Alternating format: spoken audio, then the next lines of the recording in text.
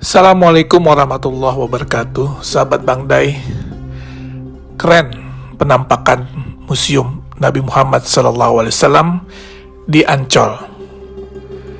Indonesia sebentar lagi akan memiliki sebuah kebanggaan dan kehormatan yang baru yang berkaitan dengan syiar agama Islam.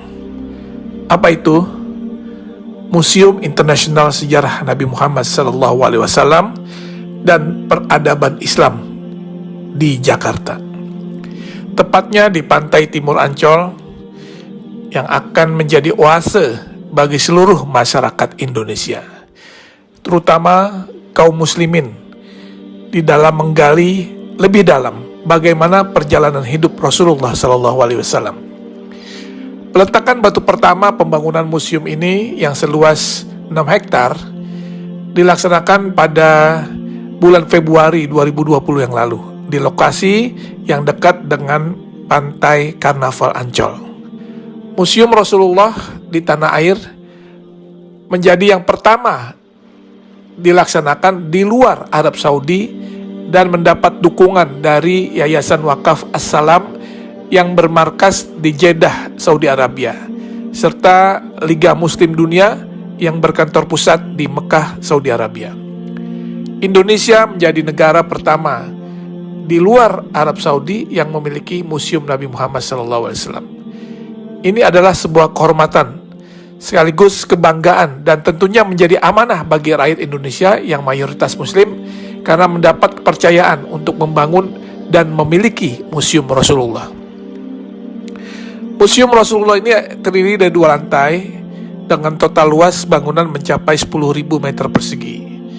Selain ruang pameran yang berisi benda-benda bersejarah dan peradaban Islam, di dalam komplek museum ini juga terdapat auditorium, masjid, dan lapangan luas untuk kegiatan agama serta kegiatan manasik haji. Kalau nanti kita lihat isi di dalam museum ini, tak hanya berisikan hadis-hadis yang menceritakan kisah dan perjalanan hidup Nabi SAW, sehingga masyarakat bisa mempelajari dan mengambil contoh teladan beliau semasa hidupnya, tetapi juga kisah-kisah fenomenal di dalam perkembangan Islam, seperti sejarah Isra Mi'raj, perjalanan hijrah Nabi, hingga maket kota Mekah dan Madinah di zaman Rasulullah hingga era sekarang.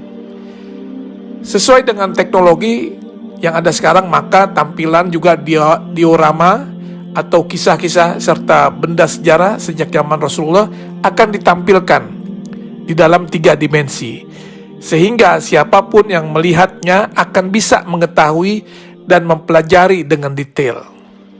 Dan juga nanti di museum ini akan ada naskah, manuskrip, literatur, hingga benda-benda bersejarah yang berhubungan dengan Rasulullah SAW serta peradaban Islam yang tersaji di dalam museum tersebut, yang merupakan hasil dari pengumpulan yang dilakukan selama 14 tahun oleh Yayasan Wakaf As-Salam.